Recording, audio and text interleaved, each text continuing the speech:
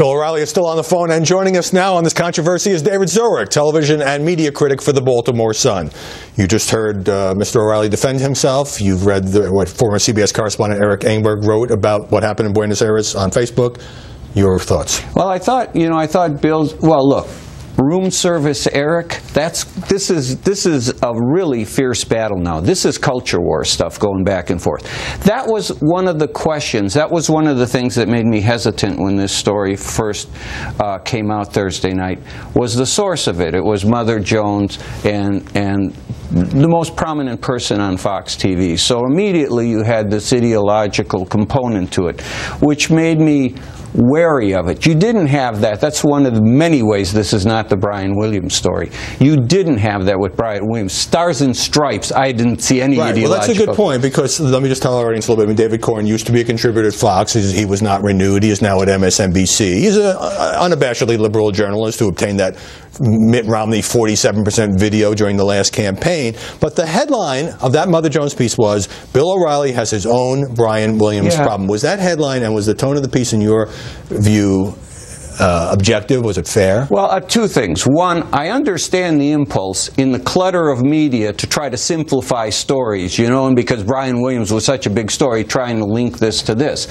I don't think it was warranted in this sense. I think, I'll give you another way it's not warranted. Brian Williams was in charge of a nightly newscast seen by 9 million. Theoretically, as managing editor and anchor, he decided what went into that newscast. That's a position of tremendous journalistic responsibility. Right. Bill O'Reilly is the most popular person on cable news TV, but it's a nighttime show that has a very different agenda, and no one in cable TV, CNN, MSNBC, Fox, says these are journalistic entities. So there's a difference right there.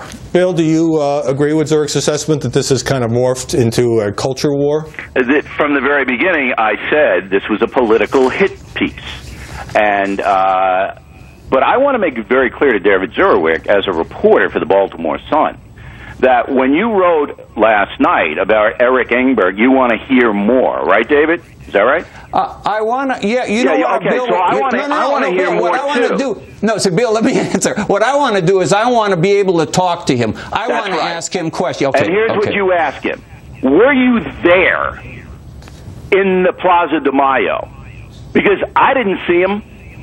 And as I told Howard, when I left the hotel, he was in the hotel. When I got back, he was in the hotel. And they didn't have any video until I showed up. Yeah, okay? You know, Bill. So if you were there, what the hell were you doing? And then you can ask him about Bigfooting and how he stayed in the hotel, and the correspondents who went out and put themselves at risk had to come back, and he took all their video and put his name on it. That's plagiarism. And they did that crap all the time. And here's the final thing, David. Anybody challenging my reporting down there, have them come on. How come Eric Engberg's not on with me? How come? All right, he's on CNN. Why wouldn't he come up against me?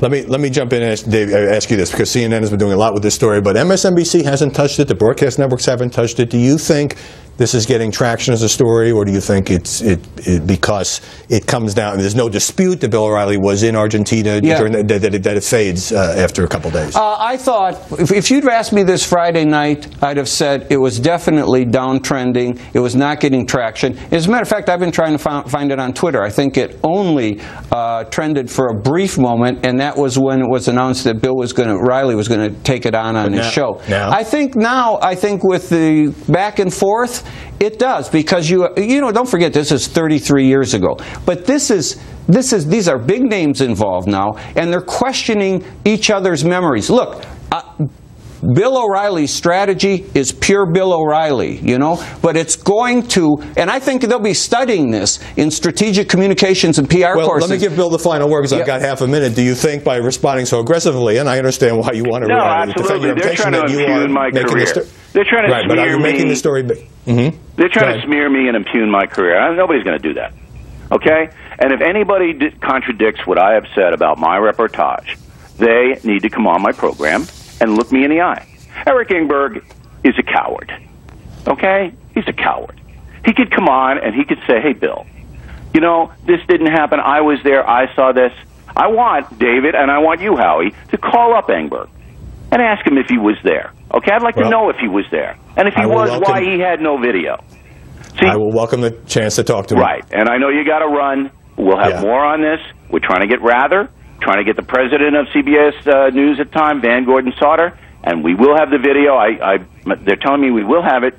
The video that I shot, my guy shot, we should have it all tomorrow on the Factor.